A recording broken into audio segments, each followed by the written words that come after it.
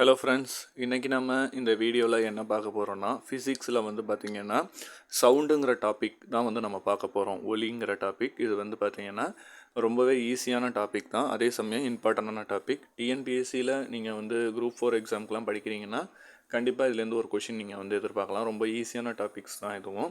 அதே மாதிரி நீங்கள் மற்ற போட்டித் தேர்வுகள் இது பண்ணாலும் இதுலேருந்து சவுண்டுங்கிற டாப்பிக்லேருந்து நிறைய கொஷின்ஸ் கேட்குறாங்க. ஸோ ஸ்கூல் புக்கில் இருக்கிற நோட்ஸை வச்சு ரொம்ப சிம்பிளாக ஈஸியாகவே இந்த டாப்பிக்கை இன்றைக்கி நம்ம பார்க்க போகிறோம். இதில் என்னென்ன மாதிரி விஷயங்கள்லாம் நம்ம பார்க்க இருக்கோன்னா, சவுண்டுனா என்ன, அதனுடைய பண்புகள், அதில் இருக்கக்கூடிய வகைகள், மனிதர்களால் எந்த அளவு சவுண்ட்ஸ் கேட்க முடியும், அதில் இருக்கக்கூடிய ரேஞ்சுகள் என்னென்ன, அப்புறம் பார்த்திங்கன்னா அதில் என்னென்ன விஷயங்கள் இருக்குது, அதாவது எந்தெந்த மாதிரியான இடத்துல ஒலி எவ்வாறு வேறுபட்டு பயணிக்குது, அதனுடைய முக்கிய குறிப்புகள், அப்புறம் டிஎன்பிஎஸ்சியில் ரீசெண்டாக கேட்ட சவுண்ட் சம்மந்தமாக கேட்ட கொஷின்ஸ், அதுக்கான ஆன்சர் எல்லாமே இந்த வீடியோவில் நம்ம 1 by 1 அப்படியே கிளியராக பொறுமையாக பார்ப்போம். வாங்க ஸ்டார்ட் பண்ணலாம். முதல்ல பாருங்கள், ஒரு பொருள் அதிர்வுக்கு உட்படுத்தும் போது ஒலி உருவாகிறது அப்படிங்கிறாங்க. இப்போ சாதாரணமாக சத்தங்கிறது ஒன்று எப்படி உருவாகும்னா, ஏதேனும் ஒரு பொருள் இருக்குன்னா அதில் நம்ம ஒரு அதிர்வை கொடுக்கும்போது அது ஒலியை ஏற்படுத்துது. ஒரு பொருளில் இப்போ நீங்கள் உதாரணத்துக்கு முன்னாடி பின்னாடி இயக்குறீங்கன்னா அதில் ஒரு அதிர்வு ஏற்படும், சரிங்களா? அந்த அதிர்வின் போது ஒரு விதமான சத்தம் தான் உருவாகுது, ஒலி தான் உருவாகுது. அந்த ஒலிங்கிறது பார்த்திங்கன்னா அதுவுமே ஒரு வகையான ஆற்றல் அப்படின்னு சொல்கிறாங்க. அதுவும் ஒரு ஃபார்ம் ஆஃப் எனர்ஜி தான். அதுவும் ஒரு வகை எப்படி லைட் எனர்ஜி இருக்குது, அது மாதிரி ஏகப்பட்ட எனர்ஜிஸ் நம்ம பார்க்குறோம். ஹீட் எனர்ஜி பார்க்குறோம். அது மாதிரி சவுண்டுமே ஒரு வகையான எனர்ஜி தான். அதான் அது பார்க்க அது பரவணும்னா, அது சவுண்டு ஒரு இடத்துலேருந்து இன்னொரு இடத்துக்கு ட்ராவல் ஆகணும்னா அதுக்கு ஒரு ஊடகம் தேவை. எம்டியான இடத்துல அது பரவாது, சரிங்களா? சத்தம் பரவுறதுக்கு காற்றில் ஏதாவது ஒரு மீடியம் இருக்கணும். ஒரு மீடியம் இருந்தால் தான், ஒரு ஊடகம் இருந்தால் தான் அது பரவும். சும்மா வெற்று இடத்துல காற்று ஒலியால் பரவ இயலாது. இப்போ அது இல்லாமல் ஒலி பார்த்திங்கன்னா வேகமானது, சரிங்களா? ஒலி வேகமானது. ஆனால் வெப்பநிலை, அப்புறம் பார்த்திங்கன்னா அழுத்தம், அப்புறம் ஈரப்பதம் போன்ற பண்புகளை பொறுத்து மாறுங்கிறாங்க. எல்லா இடத்துலையுமே இப்போ சத்தம் ஒரே மாதிரி தான் ட்ராவல் ஆகும் அப்படிங்கிறது இல்லை. இப்போ நம்ம சாதாரணமாக ஒரு இடத்துல இருக்க மாதிரியும் நீரில் அதனுடைய ஒளி பரவக்கூடிய வேகம் பார்த்திங்கன்னா மாறுபடும். அங்கே இருக்கக்கூடிய வெப்பநிலை, ப்ரெஷர், அழுத்தம், அப்புறம் ஈரப்பதம் பொருத்தி மாறும் அப்படிங்கிறதையும் இதில் குறிப்பில் சொல்கிறாங்க. இப்போ பொதுவாக பார்த்திங்கன்னா காற்றில் ஒளியோட வேகம் எவ்வளவுன்னு பார்த்திங்கன்னா, அதாவது 0 டிகிரி செல்சியஸில் சொல்லியிருக்காங்க 331 மீட்டர் செகண்ட் பவர் -1 அப்படிங்கிறத இவங்க சொல்லியிருக்காங்க.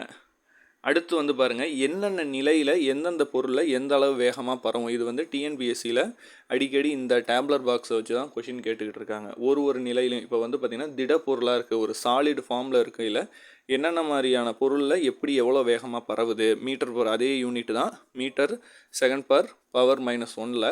இப்போ அலுமினியம் அப்படின்னு எடுத்துக்கிட்டிங்கன்னா கிட்டத்தட்ட 6420 வேகம் அப்படின்னு கொடுத்துருக்காங்க.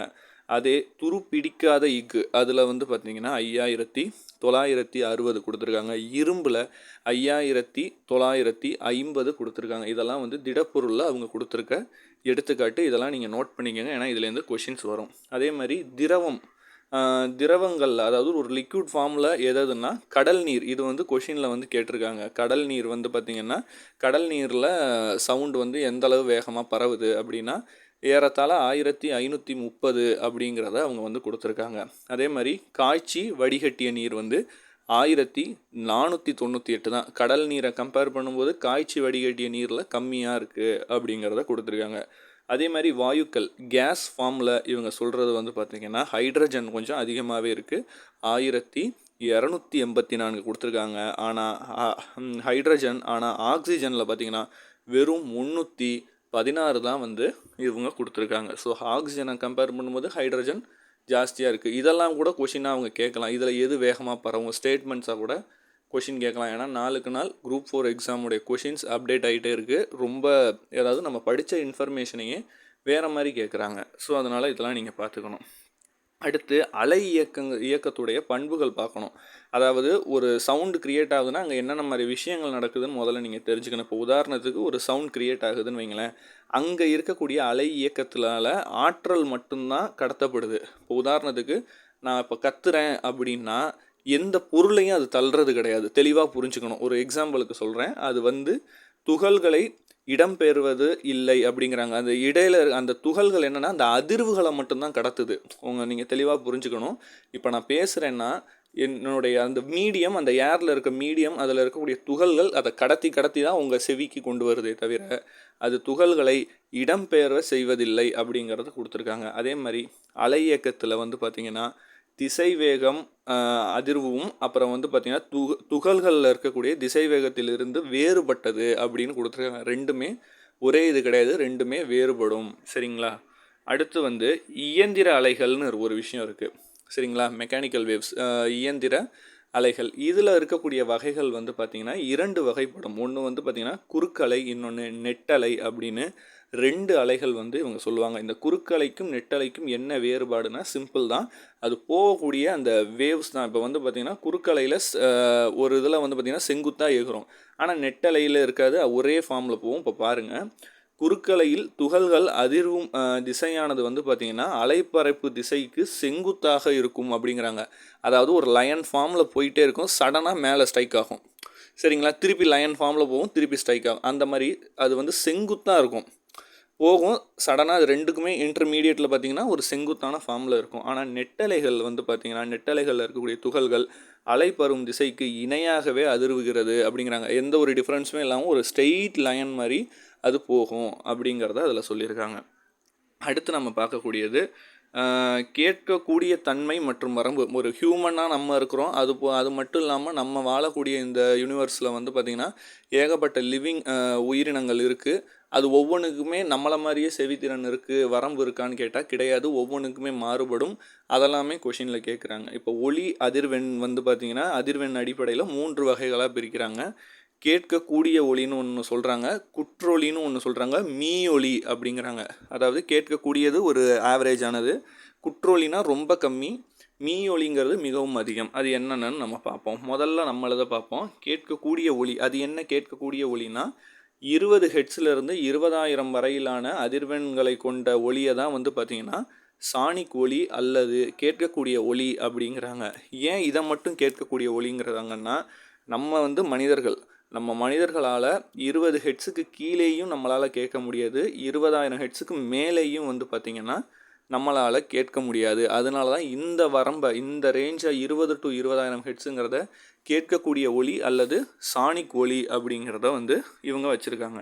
அதே குற்றொலி அப்படிங்கிறது என்னென்னா, நான் ஏற்கனவே சொன்ன மாதிரி 20 ஹெர்ட்ஸுக்கும் குறைவான அதிர்வெண்களை கொண்ட ஒலி தான் குற்றொலி அப்படிங்கிறாங்க. ரொம்ப கம்மி. அதை வந்து பார்த்திங்கன்னா இன்ஃப்ராசானிக் ஒலி அப்படின்னு வந்து சொல்கிறாங்க. இந்த இன்ஃப்ராசானிக் ஒலி இது வந்து பார்த்திங்கன்னா நிறைய விஷயத்தில் வந்து பயன்படுத்துகிறாங்க. உதாரணத்துக்கு இந்த வாக்கி டாக்கி அந்த மாதிரி விஷயம்லாம் பார்த்துருப்பீங்க. ஹார்ட் செக்கப்புக்கெல்லாம் வந்து பார்த்திங்கன்னா இந்த ஒலி தான் வந்து பார்த்திங்கன்னா இன்ஃப்ராசானிக் ஒலி தான் இது பண்ணுறாங்க. இந்த ஒலிகளை வந்து நாய்கள், டால்ஃபின்கள் போன்ற சில விலங்குகளால் வந்து இந்த ஒலிகளை கேட்க முடியும் அப்படிங்கிறாங்க. அதே மாதிரி மீ ஒலி, இந்த மீ ஒலி அப்படிங்கிறது நான் ஏற்கனவே சொன்ன மாதிரி 20,000 ஹெர்ட்ஸை விட அதிகமான ஒலியே தான் இந்த மீ ஒலி அப்படிங்கிறாங்க. இதையுமே வவ்வால்கள், நாய்கள் போன்ற விலங்குகளால் கேட்க முடியும். இது வந்து நம்ம வந்து பார்த்திங்கன்னா இந்த கடல் நீர்மூழ்கி கப்பலில் யூஸ் பண்ணக்கூடிய அந்த சோனார் கருவிகளில் இந்த மீ ஒலிகள் வந்து பயன்படுத்துகிறாங்க. அது மட்டும் இல்லாமல் சில மருத்துவ பயன்பாட்டுக்கும் இந்த மீ ஒலிகள் பயன்படுது. அடுத்து சில குறிப்புகள்லாம் நம்ம பார்ப்போம், ஏன்னா இதுலேருந்து கொஷின்ஸ் நிறைய கேட்பாங்க. ஒலியின், அதாவது இந்த ஒலி வந்து லைட்டோட வேகமும் சவுண்டோட வேகத்தை வச்சு கொஷின்ஸ் கேட்பாங்க அடிக்கடி. ஒலியின் வேகமானது 3×10⁸ மீட்டர் பர் வினாடி வேகத்தில் வந்து இருக்குமா லைட்டோட ஸ்பீடு. ஆனால் சவுண்டோட வேகம் வந்து பார்த்திங்கன்னா ஒலியின் வேகம் வெறும் 330 மீட்டர் பர் வினாடிங்கிற அளவில் தான் இருக்கும் அப்படிங்கிறத சொல்லியிருக்காங்க. ஸோ லைட்டோட ஸ்பீடை கம்பேர் பண்ணும்போது சவுண்டோட ஸ்பீடு ரொம்ப ரொம்ப கம்மி, லைட்டோட ஸ்பீடு தான் ரொம்ப ரொம்ப அதிகம். அடுத்த குறிப்பு பாருங்கள். ஒளிப்பதிவு கருவிகளின் பயன்படுத்தும் உலோக கலவை வந்து பார்த்திங்கன்னா பாஸ்பரஸ், வெண்கலம். இதுவும் அடிக்கடி கேட்பாங்க.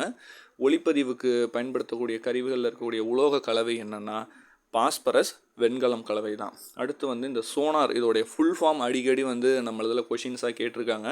ஸோ நிறைய பேர் வந்து மிஸ்டேக் பண்ணுறதுக்கான வாய்ப்பு இருக்குது. சோனார் அதனுடைய விரிவாக்கம் என்ன அப்படின்னு வந்து பார்த்திங்கன்னா சவுண்ட் நேவிகேஷன் அண்ட் ரேங்கிங், இதுதான் வந்து அதனுடைய விரிவாக்கம். அடுத்து வந்து நம்ம ஏற்கனவே சொல்லியிருந்தோம், பிற உயிரினங்களுக்கான ஹெட்ஸ் வந்து கொஷின்ஸாக கேட்பாங்க. அதில் அதிகமாக கேட்டது வந்து பார்த்திங்கன்னா டால்ஃபின்கள் உண்டாக்கும் சத்தத்தின் அளவு வந்து கேட்பாங்க. டால்ஃபின் உண்டாக்கும் சத்தத்தின் அளவு சுமார் 1,00,000 ஹெட்ஸ் வரைக்கும் அதுங்களால் சத்தத்தை உருவாக்க முடியும். அப்புறம் ஒலியை பற்றி படிக்கும் படிப்பின் பெயர் என்ன? அதாவது இப்போ ஒவ்வொரு ஸ்டடிக்குமே ஒரு பேர் இருக்குது. இதை பற்றி படிக்கக்கூடிய படிப்புக்கு ஒரு பேர் இருக்குது. அதே மாதிரி சவுண்டை பற்றி படிக்கக்கூடிய இது, அதாவது ஸ்டடி ஆஃப் சவுண்ட் அப்படின்னு கூட சொல்லலாம். அது வந்து பார்த்திங்கன்னா அக்வாஸ்டிக் அப்படின்னு வந்து சொல்லுவாங்க. அதன் பிறகு ரீசெண்டாக டிஎன்பிஎஸ்சியில் சவுண்ட் சம்மந்தமாக கேட்ட 2 கொஷின் என்னென்னு வந்து பார்த்திங்கன்னா, முயலின் செவியுணர்வு நெடுக்கம் அது எவ்வளோன்னு வந்து கேட்டிருந்தாங்க. அது சுமார் வந்து 1000லேருந்து 1,00,000 ஹெட்ஸ் வரைக்குமான சவுண்ட் ரேஞ்சு வந்து கொண்டது.